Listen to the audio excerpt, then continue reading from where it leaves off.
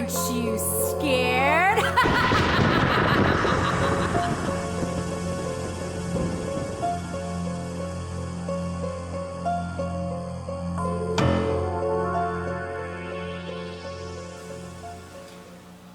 Good evening, everyone, and welcome to Eerie Hour with Erich. I'm your host, Eerie Erich, and once again, welcome to this time around the candlelight, where we tell scary stories of the strange, the macabre, and various urban legends. Well, as you can see, we're not at our regular set tonight, because the state which we live in said that burning things outside, including stuff in the fire pit, is not advisable due to, certain weather conditions and whatnot. So, why raise the bridge when you can lower the river instead? So we've come inside and decided to film this by candlelight. Still looks pretty spooky though, right? And speaking of spooky, me and my faithful companion, the Count, are continuing our quest to go to as many haunted attractions as possible. But this week, we are going to do what we call the Triple Haunt Weekend. That's right. As of when this episode was filmed, we are going to visit not one, not two, but 3 haunted attractions, all in the same weekend. Tomorrow, we are going to visit Piney Acres Scream Farm in Fortville, Indiana. And on Saturday, we are going to visit the Lakeside Trail of Terror in Rushville, Indiana. And then on Sunday, we're going to visit our old friend, the Headless Horseman, at Connor Prairie in Fishers, Indiana. So it is certainly going to be a spooktacular weekend. And the Count and I are really looking forward to that. Well, tonight's story is an odd one, to say the least. They say that children do resemble their parents, but we come across an individual whose wife has recently died, but his daughter bears an uncanny resemblance to his now deceased wife, and it drives him insane with madness. Tonight's story is called Morella by Edgar Allan Poe. But first, before I read, as always, I need my glasses. There we are. That's better. Morella. With a feeling of deep yet most singular affection, I regarded my friend Morella. Thrown by accident into her society many years ago, my soul from our first meeting burned with fires it had never before known. But the fires were not of Eros, and bitter and tormenting to my spirit was the gradual conviction that I could in no manner define their unusual meaning or regulate their vague intensity. Yet we met, and fate bound us together at the altar, and I never spoke of passion nor thought of love. She, however, shunned society, and attaching herself to me alone, rendered me happy. It is a happiness to wonder. It is a happiness to dream. Morella's erudition was profound, as I hoped to live. Her talents were of no common order. Her powers of mind were gigantic. I felt this, and in many matters, became her pupil.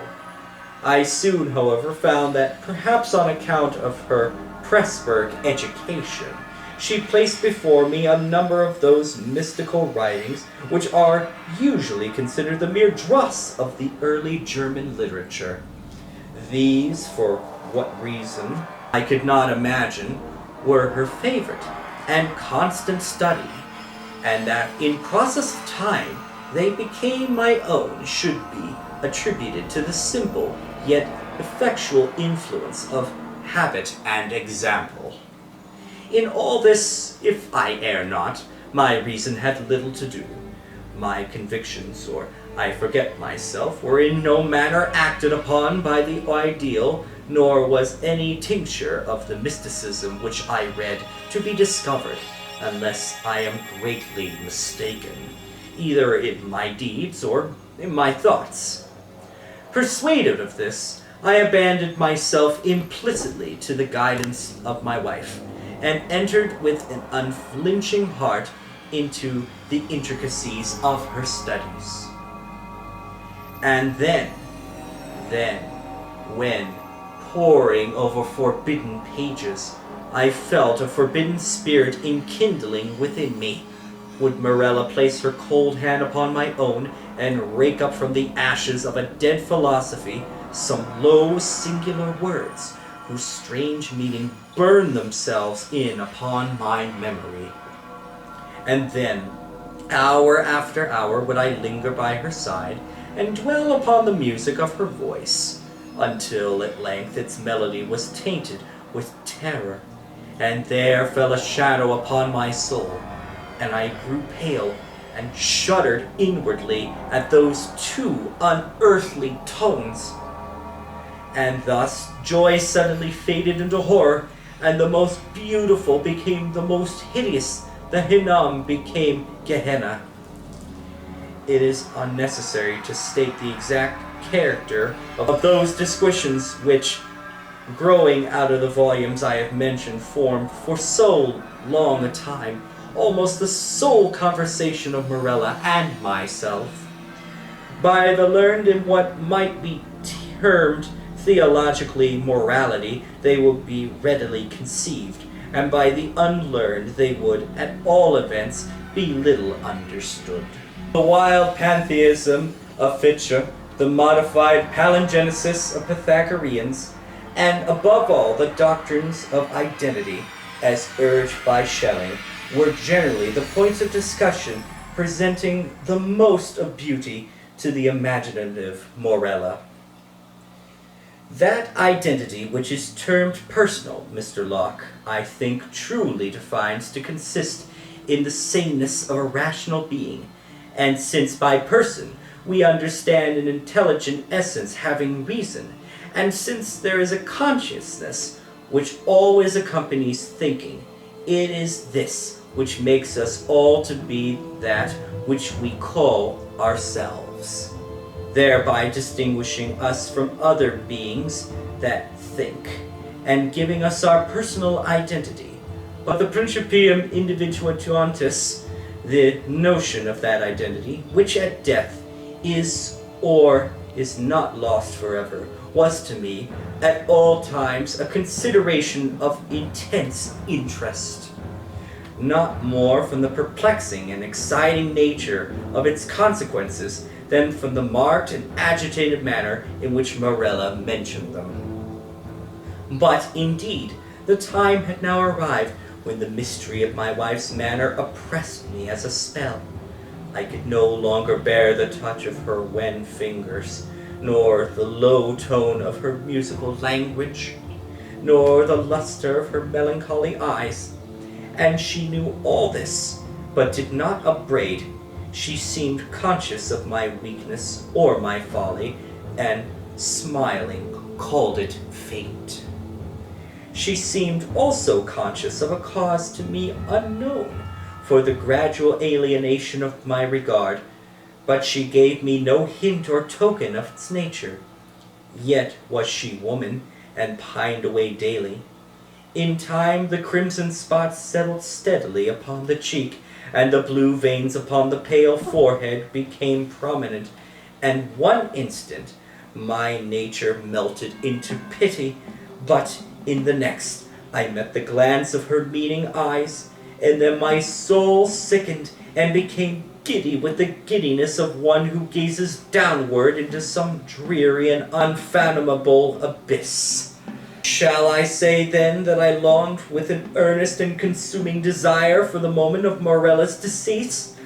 I did, but the fragile spirit clung to its tenement of clay for many days, for many weeks and irksome months, until my tortured nerves obtained the mastery over my mind, and I grew furious through delay, and with the heart of a fiend cursed the days, and the hours, and the bitter moments, which seemed to lengthen and lengthen as her gentle life declined, like shadows in the dying of the day. But one autumnal evening, when the winds lay still in heaven, Morella called me to her bedside.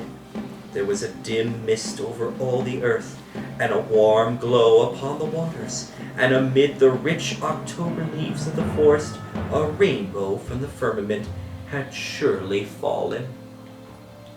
"It is a day of days," she said as I approached.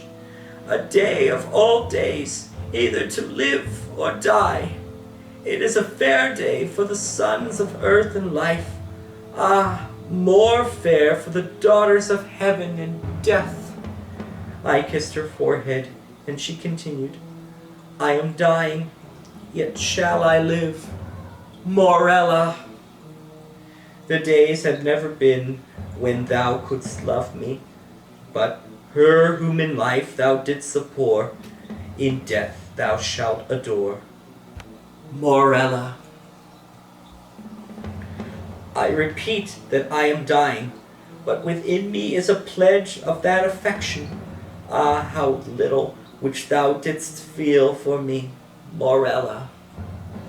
And when my spirit departs, shall the child live, thy child and mine, Morella's. But thy days shall be days of sorrow, that sorrow which is the most lasting of impressions, as the cypress is the most enduring of trees. For the hours of thy happiness are over, and joy is not gathered twice in a life, as the rose of Paestum twice in a year. Thou shalt no longer then play the Teian with time, but, being ignorant of the myrtle and the vine, thou shalt bear about it with thee thy shroud on the earth, as do the Moslem at Mecca. Morella, I cried, Morella, how knowest thou this? But she turned away her face upon the pillow, and a slight tremor coming over her limbs, she thus died, and I heard her voice no more. Yet, as she foretold, her child, to which in dying she had given birth, which breathed not until the mother breathed no more, her child, a daughter, lived, and she grew strangely in stature and intellect, and was the perfect resemblance of her who had departed, and I loved her with a love more fervent than I had believed it possible to feel for any denizen of earth. But, ere long, the heaven of this pure affection became darkened, and gloom and horror and grief swept over it in clouds. I said the child grew strangely in stature and intelligence. Strange, indeed, was her rapid increase in bodily size, but terrible, oh, terrible were the tumultuous thoughts which crowded upon me while watching the development of her mental being. Could it be otherwise when I daily discovered in the conceptions of the child the adult powers and faculties of the woman? When the lessons of experience fell from the lips of infancy, and when the wisdom or the passions of maturity I found hourly gleaming from its full and speculative eye. When, I say, all this became evident in my appalled senses, when I could no longer hide it from my soul, nor throw it off from those perceptions which tremble to receive it, is it to be wondered at that suspicions of a nature fearful and exciting crept in upon my spirit? Or that my thoughts fell back aghast when the wild tales and thrilling theories of the entombed Morella I snatched from the scrutiny of the world, a being whom destiny compelled me to adore, and in the rigorous seclusion of my home, watched with an agonizing anxiety over all which concerned the beloved. And as years rolled away, and I gazed day after day upon her holy and mild and eloquent face, and pored over her maturing form. Day after day did I discover new points of resemblance in the child to her mother, the melancholy and the dead. And hourly grew darker these shadows of similitude, and more full, and more definite, and more perplexing, and more hideously terrible in their aspect. For that her smile was too like her mother's I could bear, but when I shuddered at its too perfect identity, that her eyes were like Morella's, I could endure. But then they too often looked down into the depths of my soul with Morella's own intense and bewildering meaning, and in the contour of the high forehead, and in the ringlets of the silken hair, and the wan fingers which buried themselves therein, and in the sad musical tones of her speech, and above all, in the phrases and expressions of the dead on the lips of the loved and living, I found food for consuming thought and horror for a worm that would not die. Thus passed away 2 lustra of her life, and as yet my daughter remained nameless upon the earth. My child and my love were the designations usually prompted by a father's affection, and the rigid seclusion of her days precluded all other intercourse. Morella's name died with her at her death. Of the mother I had never spoken to the daughter. It was impossible to speak. Indeed, during the brief period of her existence, the latter had received no impressions from the outer world, save such as might have afforded by the narrow limits of her privacy. But at length the ceremony of baptism presented to my mind, in its unnerved and agitated condition, a present deliverance from the terrors of my destiny, and at the baptismal font I hesitated for a name. And many titles of the wise and beautiful, of old and modern times, of my own and foreign lands, came thronging to my lips, which many fair titles of the gentle, and the happy, and the good. What prompted me, then, to disturb the memory of the buried dead? What demon urged me to breathe that sound which, in its very recollection, was wont to make ebb the purple blood in torrents from the temples to the heart? What fiend spoke from the recesses of my soul, when, amid those dim aisles, and in the silence of the night, I whispered within the ears of the holy man the syllables, Morella?